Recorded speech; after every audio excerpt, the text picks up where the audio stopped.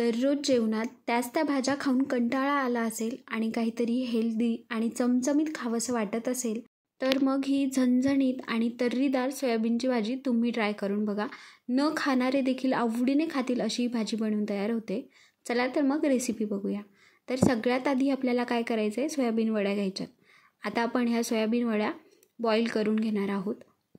तर इथे मी गॅसवर कढाई ठेवली आहे. आता या कढाईमध्ये आपल्याला 2 ते 3 ग्लास होईल एवढं पाणी टाकून घ्यायचं आहे. त्याचबरोबर पाण्यामध्ये आपल्याला 1 चम्मच मीठ टाकून घ्यायचं आहे, म्हणजे सोयाबीन खाताना पानसट किंवा अळणी लागणार नाहीत. आता आपल्याला यामध्ये सोयाबीन टाकून पाण्याला छान अशी खळखळून उकळी येईपर्यंत शिजवून घ्यायचं आहे. असं केल्याने सोयाबीन लवकर मऊ होतात. जर तुमच्याकडे वेळ असेल तर हे तुम्ही सोयाबीन थंड पाण्यामध्ये अर्धा तास भिजवले तरीही चालेल. हे बघा, पाण्याला उकळी आली आहे. आता आपण गॅस बंद करूया आणि हे थंड व्हायला थोडा वेळ ठेवून देऊया.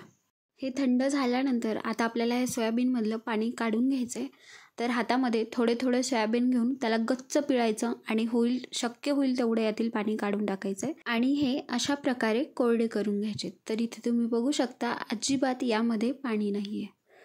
इकडे मी गॅसवर कढाई ठेवली आहे. आता या कढाईमध्ये आपल्याला हे कोरडे केलेले सोयाबीन टाकायचे आहेत आणि आता यामध्ये थोडंसं तेल टाकून आपल्याला हे सोयाबीन थोडा वेळ 2 ते 3 मिनिट परतवून घ्यायचे, म्हणजे राहिलेलं जे पाणी आहे ते निघून जाईल आणि सोयाबीन व्यवस्थित कोरडे होतील.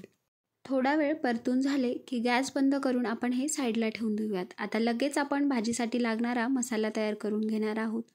तर त्यासाठी इथे मी मीडियम साईजचा कांदा अशा प्रकारे रफली कट करून घेतला आहे. आता हा कांदा आपल्याला छान आलटून पलटून तांबूस रंगावर भाजून घ्यायचा आहे. कांदा भाजला की कांदा साईडला करूया आणि त्याच तव्यावर अर्धी वाटी खोबऱ्याचं खीस घ्यायचं आहे. खोबरं लवकर भाजलं जातं म्हणून गॅस बंद करायचा आहे आणि या गरम तव्यावरच आपल्याला हे परतवून घ्यायचे. त्याचबरोबर इथे मी थोड्याशा कोथिंबीरच्या काड्या घेतल्यात. आता हे सगळं साहित्य मिक्स करून घेऊयात आणि थंड झाल्यानंतर एका मिक्सरच्या भांड्यामध्ये हे भाजलेलं सगळं साहित्य टाकायचं आहे आणि बारीक दळून याचं वाटण तयार करून घ्यायचं आहे. तर हे बघा, आपला मसाला तयार आहे. आता आपण भाजीला फोडणी देऊयात. तर कढाईमध्ये थोडंसं तेल टाकलं आहे. तेल गरम झालं की आता आपल्याला यामध्ये बनवलेलं वाटण टाकायचं आहे आणि आता हे वाटण आपल्याला छान असं मीडियम गॅसवर खरपूस होईपर्यंत भाजून घ्यायचं. खरपूस म्हणजे काय, तर या वाटणाला छान असं तेल सुटेपर्यंत आपण हे वाटण या तेलामध्ये व्यवस्थित परतवून घेणार आहोत. तर इथे तुम्ही बघू शकता मसाला अगदी व्यवस्थित भाजला की आपोआप तेल रिलीज व्हायला लागतं. आता आपण यामध्ये बाकीचे जिन्नस टाकून घेऊयात. तर इथे मी 1 चम्मच लाल तिखट, अर्धा चम्मच हळद, चवीनुसार मीठ, 1 चम्मच धनापूड आणि अर्धा चम्मच होईल एवढा गरम मसाला टाकला आहे. आता हे मसाल्याचं प्रमाण तुम्ही तुमच्या आवडीनुसार घेऊ शकता. आता आपण हे तेलामध्ये परतून घेऊयात. सगळं साहित्य तेलामध्ये परतून झालं की आता आपल्याला यामध्ये हे सोयाबीन वडी टाकायची आहे आणि आता आपण ही सोयाबीन वडी ह्या मसाल्यामध्ये 1-2 मिनिट व्यवस्थित परतवून घेऊयात, म्हणजे ह्या सोयाबीन वडीमध्ये मसाला व्यवस्थित मुरला जाईल. आता हे सगळं मिक्स करून झालं की आता आपल्याला यामध्ये पाणी टाकून घ्यायचं आहे. तर पाणी आपल्याला इथे कोमट वापरायचं आहे, म्हणजे भाजीला छान अशी तर्री येईल.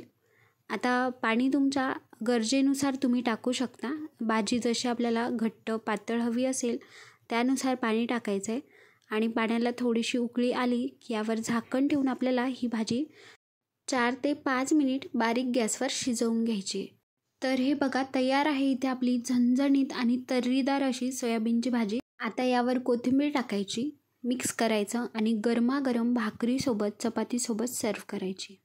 चला तर मग तुम्ही पण अशा प्रकारे भाजी नक्की ट्राय करून बघा. आणि हो, चॅनलवर नवीन असाल तर चॅनलला नक्की सबस्क्राईब करा. भेटूया पुन्हाच अशा एका नवीन व्हिडिओसोबत. तोपर्यंत बाय बाय.